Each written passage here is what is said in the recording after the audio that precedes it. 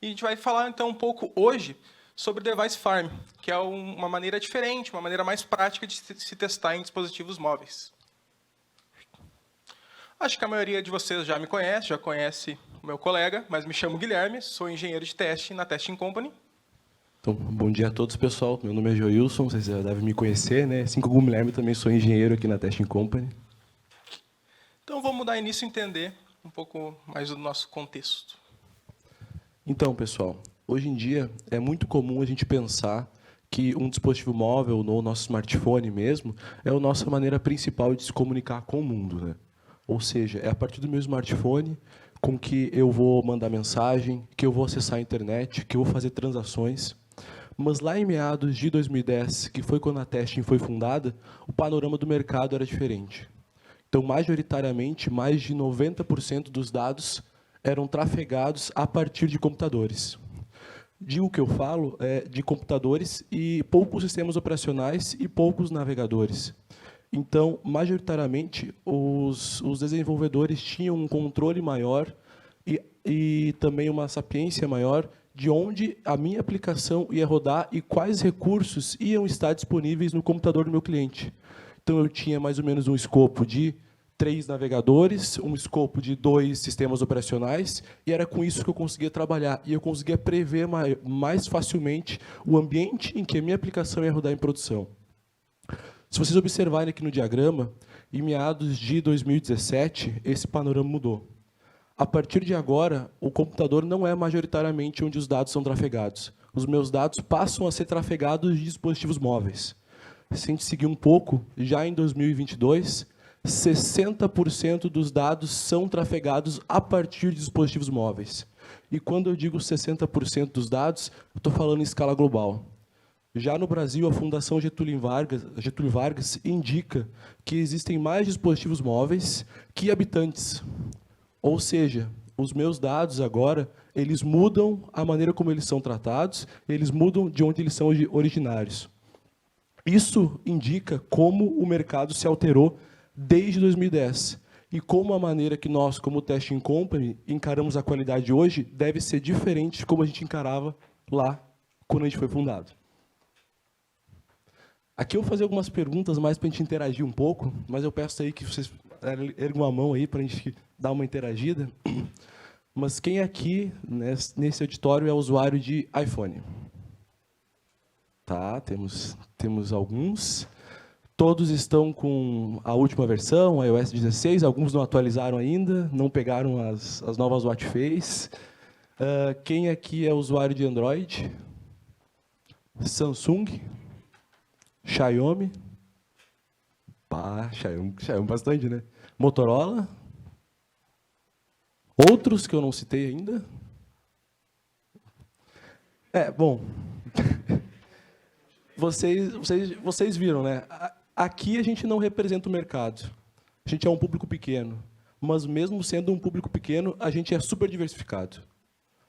Quase metade a gente divide em sistema operacional entre iOS e Android. E, mesmo nessa divisão, a gente tem fabricantes diferentes, a gente tem versões diferentes. Eu poderia continuar com outras perguntas. Por exemplo, quem aqui tem leitor digital? Quem aqui tem Face ID? Alguém tem NFC? Alguém tem múltiplas câmeras? Alguém tem 5G? Essa é a realidade com que nós, times de desenvolvimento, time de testes, precisamos encarar hoje em dia.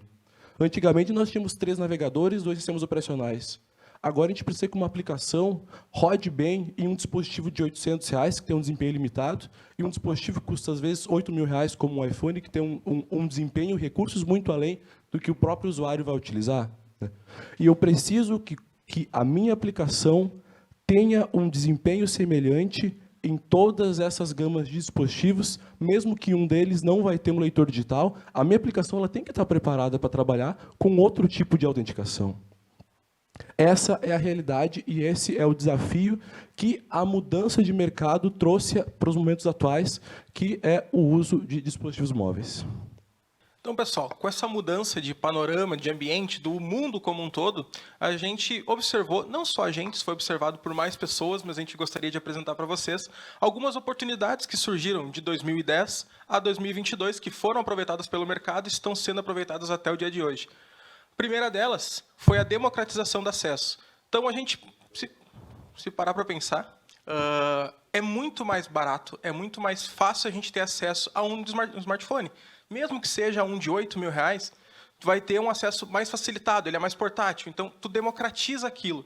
Por exemplo, antes eu teria que gastar para montar um computador de mesa um valor X. Hoje eu consigo smartphones a R$800. Então, eu democratizei. Tem mais pessoas tendo acesso àquilo, mesmo com um poder de compra um pouco inferior. A comunicação ficou mais ágil. Então, hoje é muito mais fácil. Se eu quero falar com o Joilson ou com qualquer um de vocês, eu não vou lá na casa de vocês. Eu não vou mandar um e-mail assim. Dificilmente vou pegar meu telefone e vou ligar. Oi, pode falar? Não, né? Já estou falando com a pessoa. Eu vou pegar um aplicativo, vou mandar uma mensagem, mesmo que seja, tá podendo falar, mas eu vou me comunicar de uma maneira mais ágil. Surgiram alguns canais de vendas, alguns setores de vendas online. Lá em 2010, não sei se alguns já tinham e-mail, já recebiam promoções via e-mail, mas a promoção vinha nos convidando para visitar a loja física. Hoje não. Hoje, quando a gente recebe um e-mail, recebe um próprio anúncio, já tem lá um link para o marketplace daquela loja, a gente consegue ter acesso a uma quantidade de produtos que seria impossível numa loja física. Então, foram criados e ampliados canais de vendas no mundo digital. E, por fim, claro, teve ampliação de outros canais, não só de vendas, mas de comunicação, de saque, ouvidoria, enfim, outros canais que antes não existiam e hoje, por causa do mundo mais digital, um mundo mais mobile, existem. Porém, o mundo, a gente usou essa frase enquanto a gente construía a apresentação, ela chega a ser engraçada, mas o mundo não é um morango. Ele tem algumas dificuldades que a gente tem que enfrentar, e nesse mundo tecnológico não é diferente. Então, a gente tem alguns problemas que toda empresa de tecnologia que mexe com aplicativos acaba enfrentando. O primeiro deles são as diversas versões de sistemas operacionais e versões de fabricantes mesmo, né, disponíveis no mercado. Nessa pesquisa feita pelo Joilson antes, aqui, mesmo que não tão oficial, ou naquela pesquisa dos dados apresentados, a gente viu um número gigantesco de fabricantes, de versões, enfim, de modelos de dispositivos. Então, uma empresa que vai pensar no aplicativo, ela tem que acabar pensando em todos esses dispositivos, ou pelo menos nos que o seu público-alvo utiliza. Segundo ponto é a programação de apps para multiplataforma. A gente também viu que tem sistemas operacionais diferentes, então, quando a gente vai criar um app, a gente tem que pensar que em um sistema operacional ele tem uma certa construção, em outro, outra construção. Então, se vai desconstruir de maneira nativa ou maneira híbrida, ainda assim tem que pensar nessas duas plataformas. O terceiro ponto aqui é a ampla gama de recursos, também citados pelo Joilson anteriormente, o Face ID, a digital, o NFC, o 5G. Então, eu tenho aparelhos que têm isso, tem aparelhos que não têm isso tem que ser testado, isso tem que ser desenvolvido, tem que ser pensado. Então, é um problema que essas empresas de tecnologia, inclusive a Teste, têm que pensar no momento que vai estar trabalhando em cima do app. Por fim, dispositivos com alta discrepância de desempenho, também parafraseando algo citado pelo Joilson, mas a gente tem, então, celulares de 800, 8.000, até mais, até menos, que vão ter performances diferentes. Então, na hora que a gente vai desenvolver, testar, pensar em um app só, a gente tem que considerar essas diferentes capacidades, uma vez que o nosso aplicativo tem que atender o máximo de público possível, né? E aí vem a pergunta: como a gente consegue garantir a qualidade num mundo tão diversificado, num mundo tão difícil? Não tem bala de prata, tá? Não tem uma solução que vai resolver 100%, vai nos trazer a qualidade perfeita, não vai ter bugs, não vai ter problemas. Mas com a ajuda de alguns processos, na verdade, e o comprometimento de toda a equipe que está envolvida no desenvolvimento de um app, tem como chegar perto. Um primeiro passo para se ter um app com uma qualidade interessante em dispositivos móveis é o levantamento de recursos e devices que vão ser utilizados pelo meu público-alvo. Então, por exemplo, antes de se iniciar o desenvolvimento, se tem como um bom processo, fazer uma pesquisa de mercado. Ver, meu público-alvo é X. Quais são os dispositivos, quais são as diferentes versões de dispositivo que esse meu público utiliza? Tendo isso, no momento do desenvolvimento, eu consigo contemplar esses, eu consigo pensar, desenvolver pensando nesses dispositivos. Logo, eu consigo atender o que cada um contém, ou pelo menos a maioria deles, né? Por fim, no momento dos testes, a gente tem que validar o que foi desenvolvido. Então, a gente tem que validar todos os devices, ou mais próximo disso, que foram pensados para aquele app. Se foi desenvolvido para o iPhone XR, tem que testar lá. Se foi desenvolvido para o Xiaomi Redmi Note 7, tenho que testar lá. Então, testar para tudo onde foi desenvolvido. E assim a gente consegue, né, se aproximar ainda mais da qualidade esperada. Então, pessoal, vocês verificaram ali que o Guilherme trouxe pontos e o desafio para nós é grande. Para nós que trabalhamos com tecnologia, o desafio de garantir a qualidade para esse mundo de recursos e dispositivos diferentes não é fácil. E hoje a gente vai trazer uma solução que estamos trabalhando desde o ano passado, né? Que é chamada de Device Farm, tá? Que é uma solução pensada justamente para trabalhar com essa diversificação de dispositivos e recursos que os times de desenvolvimento estão tendo que encarar, que essa mudança de mercado trouxe para nós. Então, o que seria essa tal de Device Farm? Pessoal, basicamente, uma Device Farm ela é uma rede de dispositivos, tá? Uma rede de dispositivos que é física em algum lugar específico, na nuvem, no nosso caso, nos nossos servidores da Testing Company. E, a partir dessa rede, todos os meus colaboradores, meus clientes, meus fornecedores, têm acesso a uma ampla gama de recursos e dispositivos que, de forma remota. Então, esses dispositivos eles estão disponibilizados através de uma aplicação, né? Essa aplicação ela consegue identificar quais recursos estão ali, consegue gerenciar diversos usuários ao mesmo tempo. Esses usuários eles podem ser o time de desenvolvimento, podem ser o time de qualidade, podem ser outros times de usuários para validação, né? E é importante a gente salientar, né, que todos esses problemas aqui a Device Farm soluciona, eles já são de conhecimento do mercado, tá? A gente não está trazendo nenhuma novidade. Outras empresas já verificaram esses problemas e já trabalharam em soluções semelhantes. Mas a gente vai ver algumas discrepâncias mais no prosseguimento da apresentação, né? E, além disso, a gente tem uma ampla gama de versões e fabricantes que a gente consegue deixar disponível nessa Device Farm. Juntamente com isso, utilização simples e prática. A ideia de uma Device Farm é que ela seja tão prática quanto eu ter o meu dispositivo físico para me fazer meus testes. Eu vou exemplificar uma situação que é, por exemplo, né, a gente trabalhava numa equipe junto, né, Gui, em que o time ágil, quando chegava um novo colaborador, a gente tinha em torno de 40 dias para esse colaborador receber seu primeiro dispositivo para que ele pudesse começar os testes. Então, imagine, a cada colaborador, e como a gente trabalha em times, a gente sabe que tem uma troca de colaboradores de forma muito grande, né? Porque os times mudam, os desenvolvedores trocam para outras áreas. E, se vocês pararem para pensar, eu estou falando de um dispositivo. Um desenvolvimento de um aplicativo, ele contempla diversas versões. Ele vai contemplar iOS, vai contemplar Android, vai contemplar uma fabricante diferente, que a gente sabe que as fabricantes elas colocam camadas de integração, a Samsung e a Xiaomi colocam uma camada de integração acima da versão do sistema operacional. Então, imagine que a cada device que o meu colaborador precisa, eu preciso disponibilizar mais 40 dias para a logística de entrega. Com a nossa Device Farm, agora o panorama muda. Eu posso ter uma gama de dispositivos e, no momento que o meu colaborador chega para o meu time, ele já tem acesso a 10, 20 dispositivos através de um único link. Essa é uma nova forma que a gente tem como encarar e solucionar esses problemas que a mudança de mercado trouxe para nós, como o Guilherme já mencionou. Exato. Além disso, por definição, uma Device Farm ela também tem que ter integração com ferramentas de teste e desenvolvimento. Porque pouco me adianta, não vou dizer que pouco me adianta, mas não me resolve todos os problemas eu ter uma aplicação central onde ali eu consiga fazer somente testes manuais. Eu tenho que conseguir ali testar minha aplicação enquanto eu estou desenvolvendo, ver ali o debug dela mesmo. Eu tenho que conseguir rodar um teste automatizado para agilizar meu processo de entrega. Então, por definição, uma Device Farm também tem que permitir esse tipo de integração. E, claro, né, sem falar de integrações com esteiras de CI/CD para fazer entrega contínua, enfim. Também, por definição, a Device Farm ela tem que garantir a integridade dos dispositivos para que ela seja controlada pela organização. Como assim? Nesse exemplo que o João citou, esse dispositivo estava, enfim, geologicamente alocado em um lugar diferente da organização, ou seja, estava na casa do meu desenvolvedor, do meu testador. Então, a organização não tinha ciência de qual versão que estava instalada naquele sistema lá, de se aquele celular estava inteiro ainda, se ele foi quebrado, se no transporte deu algum problema. A organização não tem noção, não sabe qual a situação daquele dispositivo. Em uma device farm isso não acontece, uma vez que está centralizado em um único lugar de controle da organização, a organização consegue saber qual a versão do sistema, se aquele celular lá explodiu a bateria, enfim, vai saber.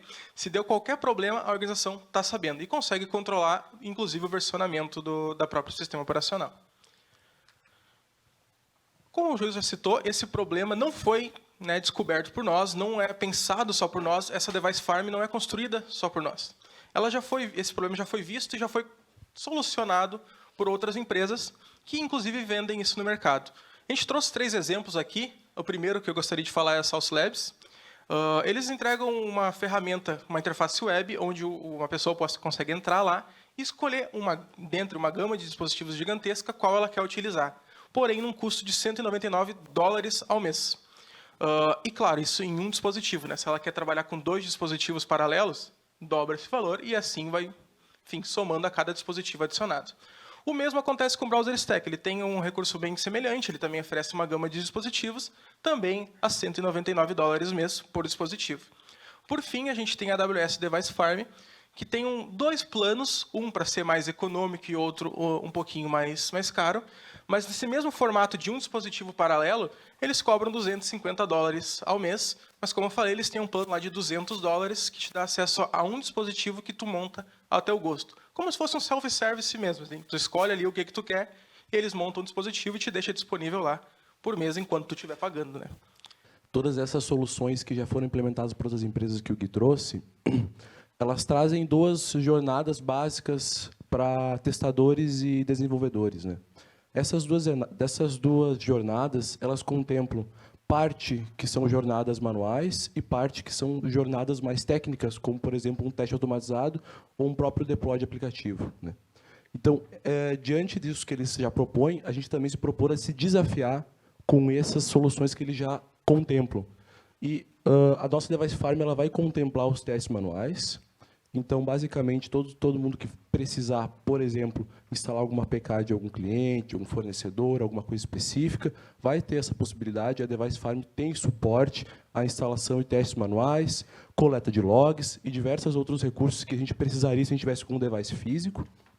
E um pouco mais tecnicamente, a gente sabe que o mercado ele exige e ele pede testes automatizados.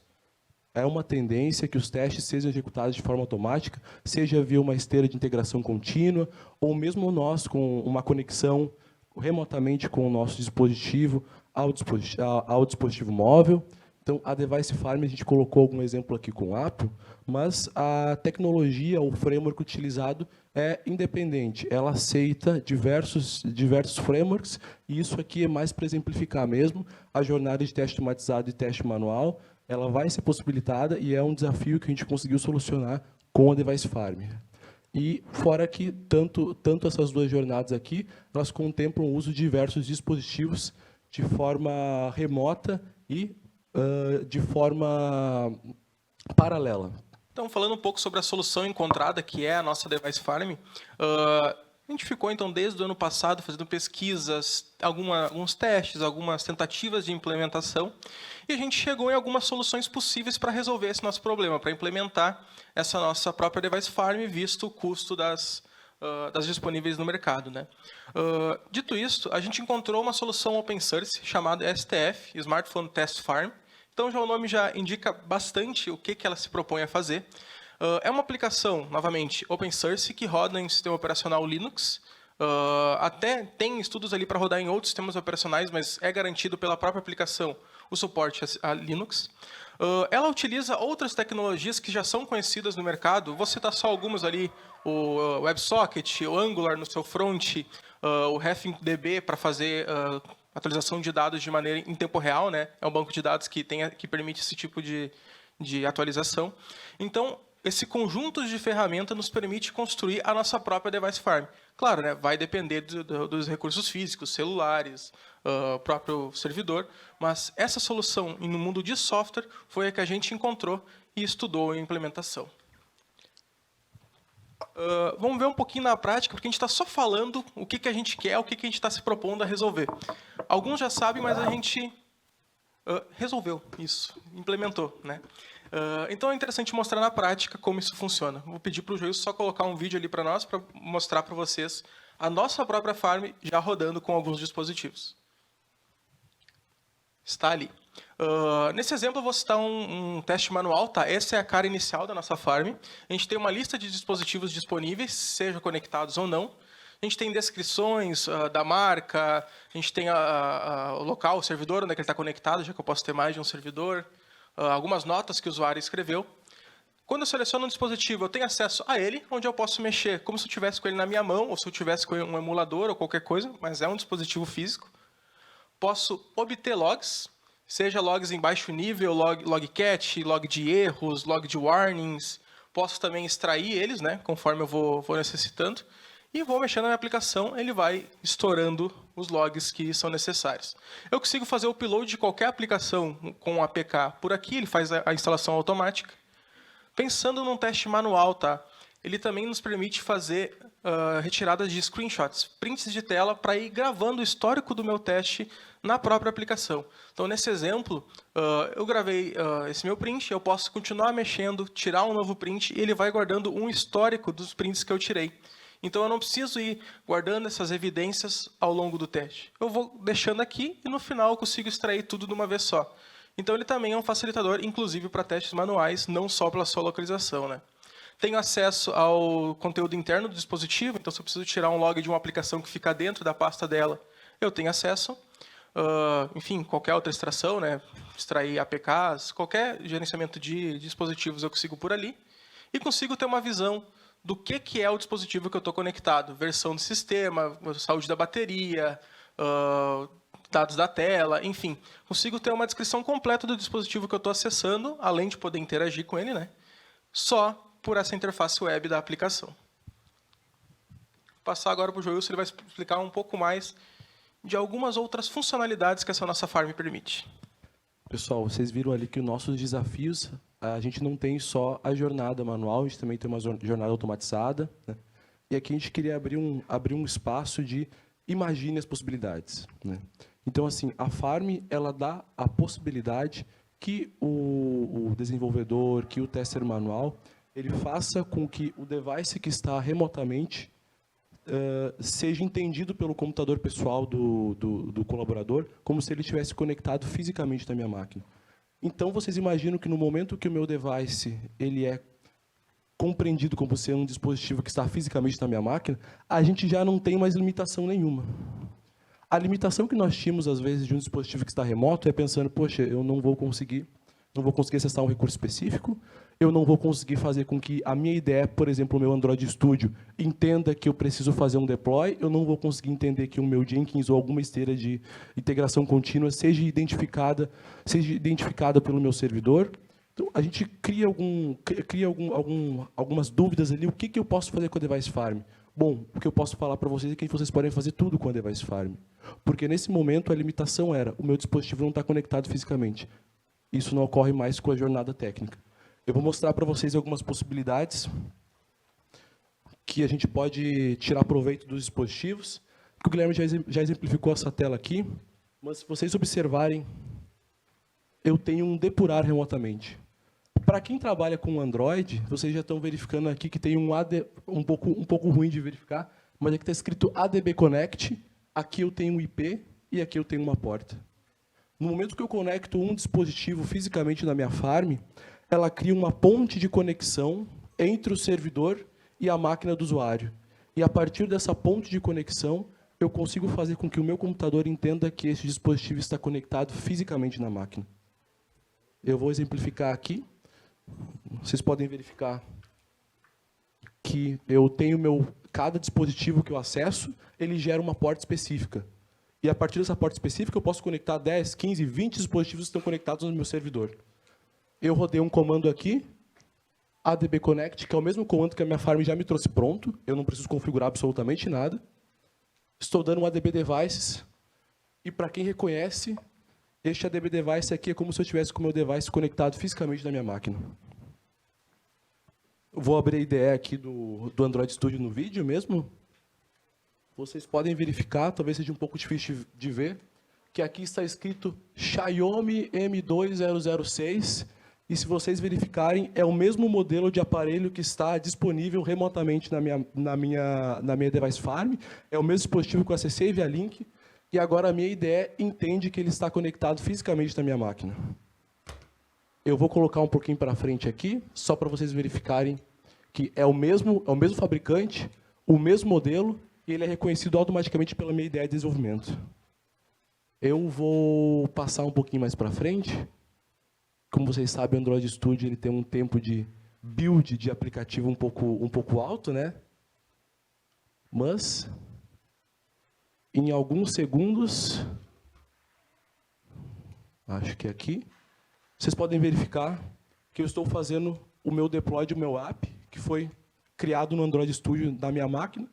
Agora ele já está disponível remotamente na minha farm. Isso facilita demais se eu tenho um desenvolvedor, por exemplo, que precisa disponibilizar uma versão específica, que ele não consegue gerar APK ou não conseguiu disponibilizar na loja.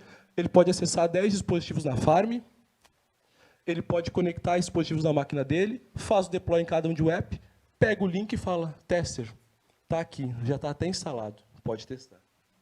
E o meu tester, como vocês viram pelo Guilherme, ele já exemplificou, ele pode simplesmente pegar os logs, bater os prints, e a gente torna realmente o processo muito mais ágil do que está com os dispositivos fisicamente disponibilizados pelos colaboradores. Aqui eu vou fazer a exemplificação de mais uns, imagine as possibilidades, né, pessoal? Porque aqui a gente mostrou uma coisa mais voltada para os desenvolvedores. Mas a gente sabe que o nosso foco aqui é teste, e o teste automatizado, a gente tem uma demanda muito grande, e a gente quer mostrar para vocês o que vocês podem fazer com testes automatizados. Então, aqui vocês já estão verificando. Eu, por exemplo, digamos que o meu tester não gostou um pouco da interface da farm, não achou ela intuitiva. O device está conectado fisicamente na máquina. Ele pode usar a ferramenta que ele quiser. Eu estou exemplificando aqui com o Visor. Vocês podem ver que com o Visor mesmo, eu consigo fazer tudo como se eu tivesse com o meu device físico. Está aí. Resolvido o problema. O tester não gostou da interface? Ele pode escolher a sua. E aqui eu vou mostrar alguma coisa que, para quem automatiza, já tem um conhecimento e já sabe quanto é útil, que é o nosso famoso UI Automator. Todo mundo sabe que é uma ferramenta indispensável se eu preciso coletar os componentes, se eu preciso coletar a cadeia de XML do meu aplicativo, que o aplicativo seja nativo, seja híbrido, eu preciso disso aqui para mapear os componentes, para mapear os IDs. O device está fisicamente, gente. Vocês podem fazer e usar a ferramenta que vocês quiserem. Agora a gente vai explicar um pouco tecnicamente como é que toda essa mágica funciona. Será que isso é magia? Será que isso é o quê? Não, é tecnologia mesmo, pessoal. No momento que eu conecto um dispositivo no meu servidor, os serviços do STF automaticamente reconhecem esse novo dispositivo e a primeira tarefa é mapear os componentes dele e fazer automaticamente a instalação de uma APK que seja compatível com aquela versão específica. APK, para quem não tem muita proximidade, é Application Package Kit, que é basicamente um aplicativo Android, só que ele não é disponível na loja, né? Então, eu posso simplesmente pegar ele, arrastar para qualquer dispositivo que seja compatível e eu faço a instalação dele. Não preciso ter um intermédio numa loja, não preciso ter uma conexão com a minha conta Google, né? Automaticamente, esse dispositivo ele tem essa aplicação, esse serviço instalado. Com esse serviço, a gente consegue possibilitar o que o Guilherme exemplificou. Ou seja, eu consigo ver a saúde da bateria, eu consigo ter acesso aos arquivos, consigo ter acesso aos logs, consigo instalar as minhas aplicações, consigo obter meus screenshots. É este carinha que roda dentro de cada device que possibilita essas tarefas. Se a gente descer um pouquinho na camada, a gente está aqui nos devices. Mas, quando eu desço no servidor, a minha primeira ponte de conexão com cada dispositivo é o meu ADB. Vocês viram que eu fiz um ADB Connect ali para conseguir fazer com que meu computador pessoal identificasse que o dispositivo está conectado fisicamente, mesmo estando remoto? Mas, na prática, é o ADB, também conhecido como Android Debug Bridge, que cria uma ponte de conexão entre o meu servidor e os devices que estão conectados nele. Então, é a partir dessa ponte de conexão que eu faço a comunicação com a minha aplicação que está rodando dentro do device, e só a partir daí que eu consigo fazer todo o processo de comunicação com os demais processos do STF. O Guilherme vai exemplificar um pouco melhor para nós. Exato. Então, a primeira ponte de comunicação, como já explicada, é entre o STF Service e o ADB. Mas uma vez que está no ADB, não necessariamente vai já estar na nossa farm. Tem todo um meio de campo ali que vai possibilitar que a gente tenha um front-end com todos aqueles dispositivos ali sendo exibidos. Quem faz esse meio de campo, principalmente, é esse carinha aqui, o STF Processor.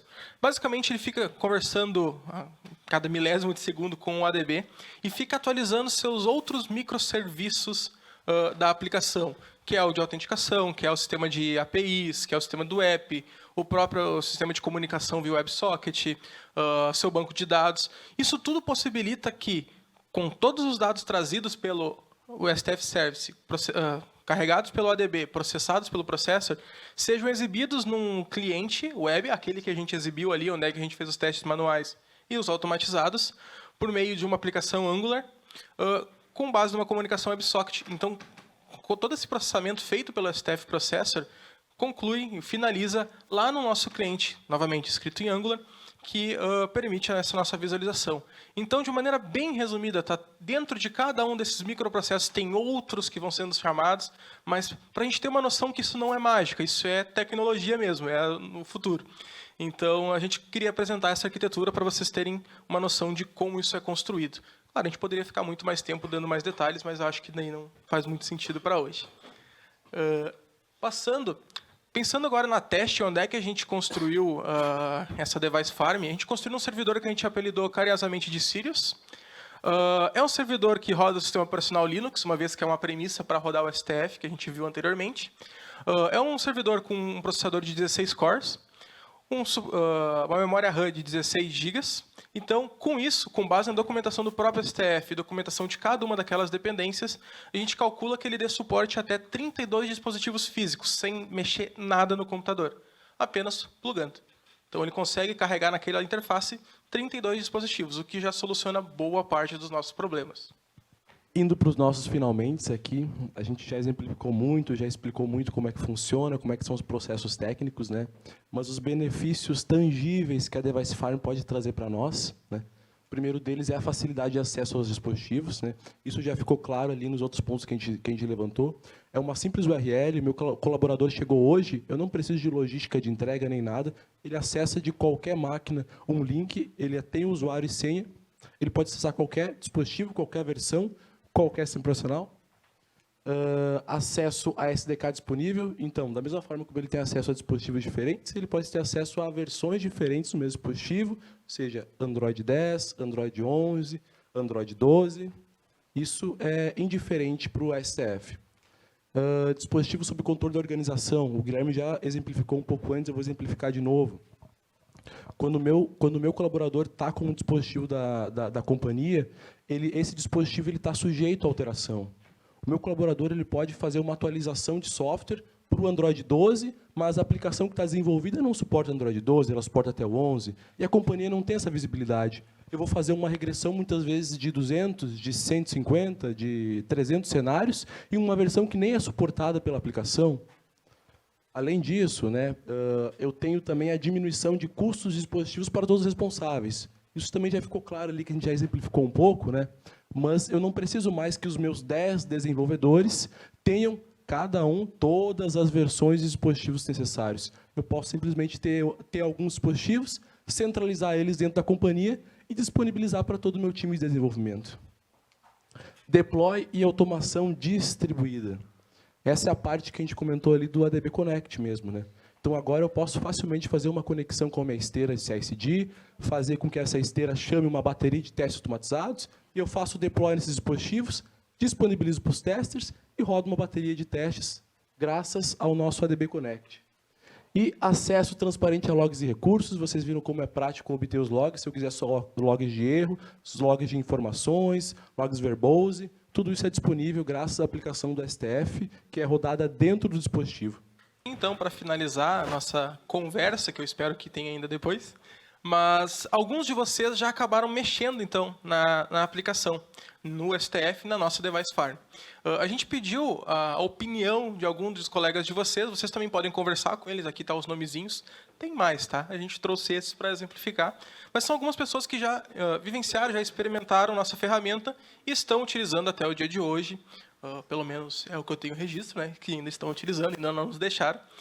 E acabaram gostando, sugerindo algumas mudanças, sugerindo algumas melhorias que estão no nosso plano de desenvolvimento e cada vez a gente pensa em implementar mais. Com isso, a gente também gostaria de deixar um convite para todos que estão aqui, que nos próximos dias, semanas, meses, o tempo que vocês tiverem, vão entrando em contato com a gente vai disponibilizando um usuário para vocês e vocês vão conseguindo acessar e por vocês mesmos ter a experiência do que é testar em uma Device Farm, que é algo que eu imagino que seja novo para muitos de vocês.